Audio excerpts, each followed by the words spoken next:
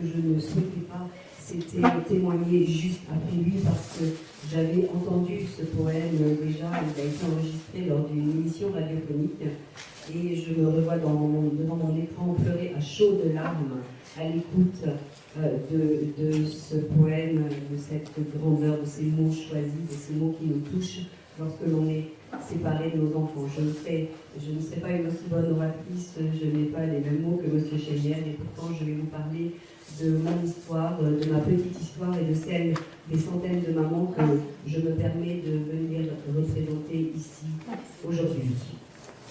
Changement de décor. Nous quittons Paris il y a un an, un mercredi, le jour des enfants, mercredi 28 février 2018, je ferme ma porte et je quitte ma Charente-Maritime natale.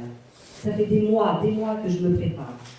Ce mercredi 28 février 2018, à Rochefort-sur-Mer, en Charente-Maritime, il fait -8.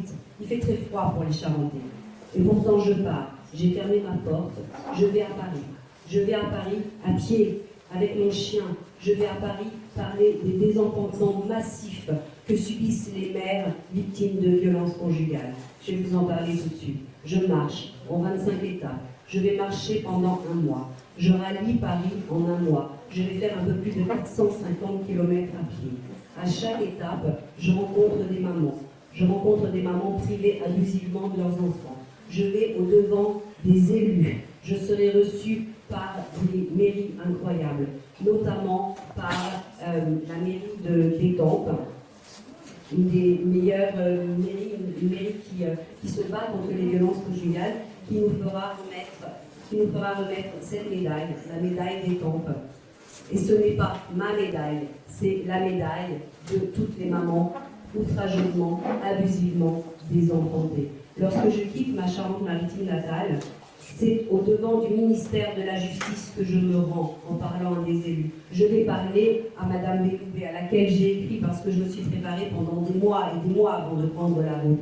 Et je pose une question simple à Madame Belloubet, je lui dis: Madame, pourquoi est-ce que vous nous enlevez nos enfants? Nous avons des dossiers, nous avons des preuves, nous avons des témoignages, nous avons des ITT, nos enfants témoignent. Pourquoi est-ce que vous remettez nos enfants à nos ex-conjoints violents? Comment est-ce possible? Est-ce que vous ne lisez pas les pièces des dossiers? Et là, on ne parle plus forcément de placement abusif, on parle de placement inversé. Si je pars à Paris ce 28 février 2018 et que je quitte ma Charente-Maritime natale, c'est parce que je suis une maman concernée, enseignante pendant 30 ans, puis chef d'entreprise au moment où mon petit garçon, alors âgé de 10 ans, que j'élève seul depuis sa naissance. Mon petit garçon est présenté le 24 février 2016 à un juge pour enfants. Je ne suis pas convoquée, il n'a pas d'avocate. Il dira: ma maman, je l'aime, j'ai confiance en ma maman. Il dira: je ne peux pas vivre sans ma maman. Et il sera placé chez mon ex-conjoint, qui a juré depuis des années qu'il aura ma peau. Il aura ma peau. On est là dans le cadre des violences conjugales. Et je fais une équation simple. Cette équation que j'entends à chaque témoignage, jour après jour, depuis un peu plus de 2 ans maintenant. Cette équation, elle est simple. Violence conjugale plus séparation égale garde au père. Et père, je le mets entre guillemets, parce que pour moi, un ex-conjoint violent n'est pas, n'a jamais été et ne sera jamais un bon père. Je répète, un conjoint violent n'est pas un bon père. Un homme qui jette son épouse dans l'escalier quand elle est enceinte, un homme qui la méprise, un homme qui la frappe, ne peut pas être un bon père, parce qu'il ne renverra pas ses valeurs de respect à son enfant. C'est déjà une des premières maltraitances.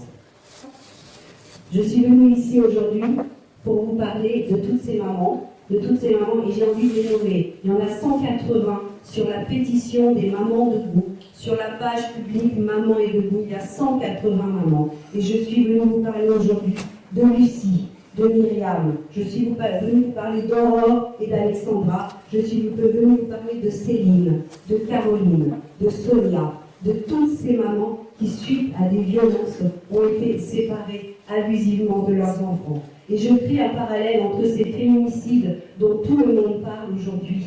Les féminicides, un féminicide, c'est l'assassinat d'une femme. Priver une mère, priver une femme de son enfant, c'est criminel. C'est une souffrance quotidienne, c'est une mort lente. C'est une mort lente qui passe sous les radars de la justice. Un homme qui prive une mère de son enfant a une attitude absolument criminelle face à cette maman. Nous sommes venus dire que nous voulons revoir nos enfants, nous sommes venus dire que nous aimons nos enfants, et nous sommes venus dire que le désenfantement est criminel.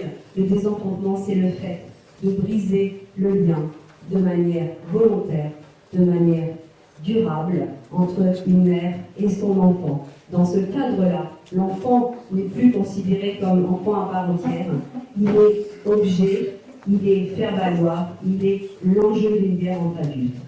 Merci infiniment. Au nom des Mamans Debout, l'association On a volé mon enfant, Corinne Nicolas.